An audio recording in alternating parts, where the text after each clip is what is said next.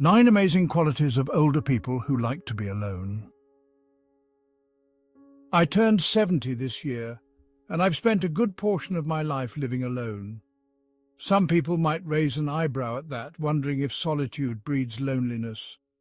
But for me, it's been quite the opposite.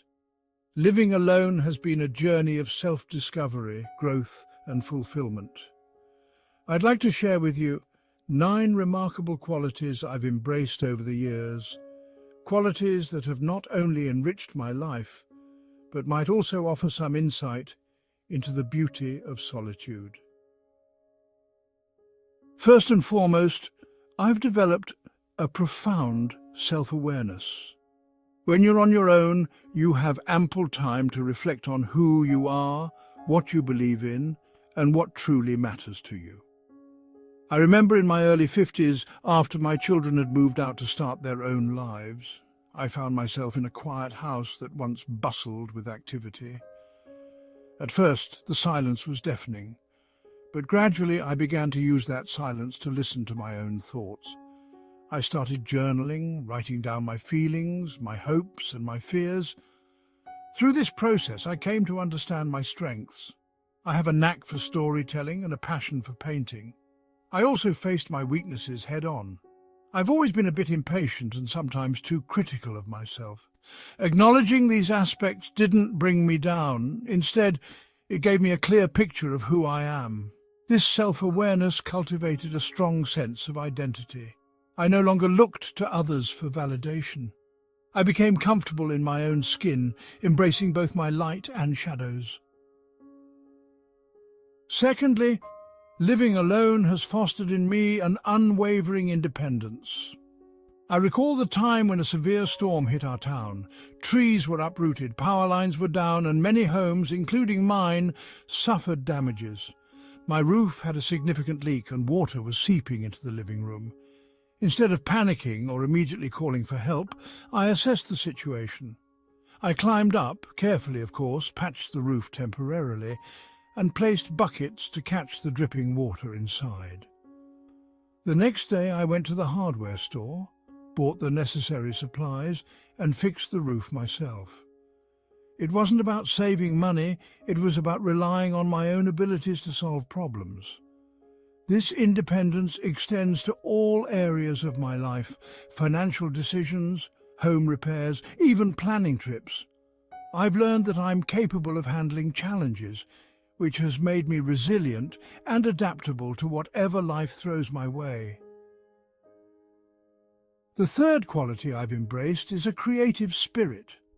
Solitude has been a fertile ground for my creativity.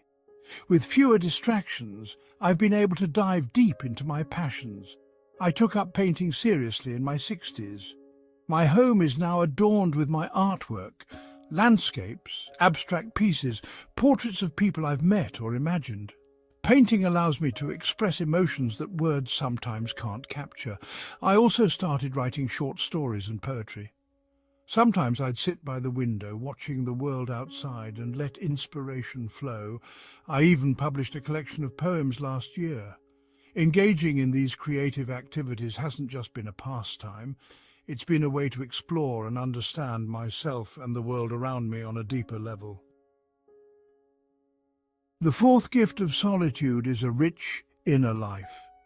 I've become quite the thinker, if I do say so myself. I spend time contemplating philosophical questions, the mysteries of the universe and human nature.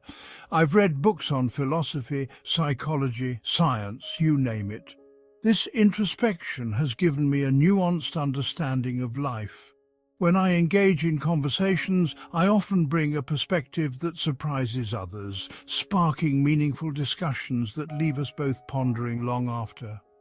I remember having a conversation with my granddaughter about happiness. She was feeling lost, trying to figure out what to do with her life. I shared with her my thoughts on contentment versus ambition, and how understanding oneself is key to finding true happiness. She later told me that our talk helped her see things differently and eased her anxiety. Fifth on my list is emotional resilience. Life hasn't been a smooth ride.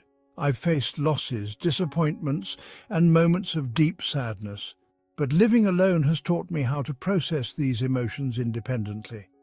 When my dear friend Margaret passed away, I was overwhelmed with grief. Instead of suppressing it, I allowed myself to feel the pain. I cried, reminisced about our times together, and wrote letters to her, even though she would never read them. I found healthy ways to cope, like taking long walks in nature, meditating, and practicing yoga. Over time, I healed. This ability to navigate my emotions has made me stronger. I know that I can face hardships and come out the other side with my spirit intact. The sixth quality is a profound sense of gratitude and contentment. I find joy in the simple things: a blooming flower in my garden, the taste of freshly baked bread, the warmth of the sun on my face. One morning, I was sipping my coffee on the porch when a hummingbird hovered nearby. It was such a fleeting moment, but it filled me with immense happiness. I've learned that contentment doesn't come from grand achievements or material possessions.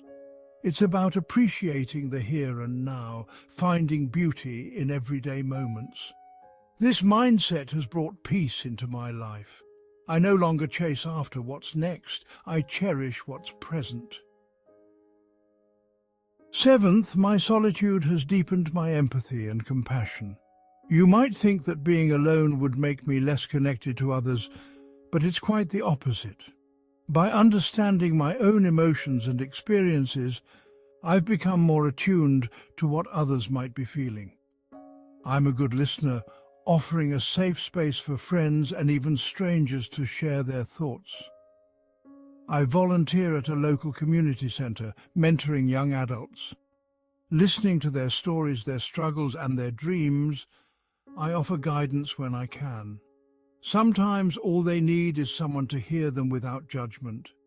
My ability to empathize has helped me build meaningful connections despite living alone. The eighth lesson is the importance of setting strong boundaries. I know my limits and priorities. In the past, I struggled with saying no, often stretching myself thin to accommodate others. But over time, I've learned that it's okay to put my well-being first. If I'm asked to take on something that doesn't align with my values or that would overwhelm me, I politely decline. This doesn't mean I'm selfish. It means I'm taking care of myself so I can be there fully when it truly matters. Setting boundaries has led to healthier relationships and a more balanced life. I have more energy and enthusiasm for the things I choose to engage in. Finally, I've developed a heightened appreciation for relationships. Living alone has made me value the connections I have even more. I prefer deep, meaningful relationships over a large social circle. My friend Sarah and I have known each other for over 30 years. We don't see each other often, but when we do, it's like no time has passed. We share our thoughts, dreams, and fears openly. I also cherish the time I spend with my family. When my children visit, we make the most of our time together, cooking meals, playing games, sharing stories. These moments are precious. Solitude allows me to recharge so that when I'm with others, I can be fully present and engaged. Let me share a story that weaves these qualities together. A few years ago, I decided to embark on a cross-country road trip by myself. Some thought I was crazy. At your age? Alone? They said. But I felt a calling to see more of this beautiful country and to experience the freedom of the open road. I planned meticulously, drawing on my independence and self-awareness. I knew my limits, how many hours I could drive in a day, what kind of accommodations I'd need to feel safe and comfortable. I packed my car with essentials, including my painting supplies and journals. As I travelled, I embraced my creative spirit. I painted landscapes that took my breath away. The rolling hills of the Midwest, the towering mountains out west, the serene beaches along the coast. Each place inspired a new piece of art, A new entry in my journal: I was alone, but never lonely. Along the way, I met many interesting people. In a small town in New Mexico, I met a young woman running a cafe. She looked troubled, so I struck up a conversation. Drawing on my empathy and compassion, I listened as she shared her worries about taking over the family business. We talked for hours, and by the end she said she felt more confident and less alone. During the trip there were challenges: a flat tire in the middle of nowhere, a sudden snowstorm that forced me to change my route, but my emotional resilience and independence kicked in. I handled each situation calmly, figuring out solutions without panicking. I found that I could trust myself to navigate uncertainties. The journey also reinforced my appreciation for simple pleasures: watching the sunrise over the Grand Canyon, sipping tea under a canopy of stars in a quiet campground. I felt a deep contentment that filled my soul. Throughout the trip, I maintained my boundaries. If I felt tired, I stopped to rest. If a situation didn't feel right, I moved on. This self-care ensured that the journey remained enjoyable and safe. When I returned home, I felt enriched by the experiences and the people I'd met. My relationships with friends and family deepened as I shared my stories, and I realized how much I valued those connections. Living alone doesn't mean isolating oneself from the world. It's about embracing the solitude to grow, to understand oneself, and to engage with life more fully. My journey across the country was a testament to that. Another example of these qualities in action is my involvement with a local arts program for seniors. I took the initiative to start a weekly gathering where we explored different art forms: painting, pottery, writing. Many of the participants live alone like me. Through this program, we've built a community that supports and inspires each other. I've witnessed participants blossom, discovering talents they didn't know they had. One gentleman, Robert, found a passion for poetry at 80 years old. His writings have moved us all, and he's even performed at local events. Seeing others find joy and purpose brings me immense satisfaction. This endeavor taps into my creative spirit, empathy, and appreciation for meaningful relationships. It also requires me to set boundaries to ensure the program remains focused and beneficial for everyone involved. Reflecting on my life, I realize that embracing solitude has been one of the greatest gifts. It's allowed me to develop qualities that not only enhance my own life, but also positively impact those around me. I've learned to navigate life's challenges with grace, to find joy in simplicity, and to connect deeply with others. To anyone hesitant about spending time alone, I encourage you to see it not as loneliness, but as an opportunity. Use that time to get to know yourself, to explore your passions, and to build resilience. Cultivate gratitude for the small things, and don't be afraid to set boundaries that protect your well-being. Remember, life is a journey that's uniquely yours. Embrace it fully, whether you're surrounded by others or standing on your own. The relationship you build with yourself is the foundation for all other relationships. Nurture it, and you'll find that solitude isn't something to fear, but a space where you can truly thrive. In closing, I'd like to share a favorite quote of mine from poet May Sarton. "Loneliness is the poverty of self. Solitude is the richness of self." I've found this to be profoundly true.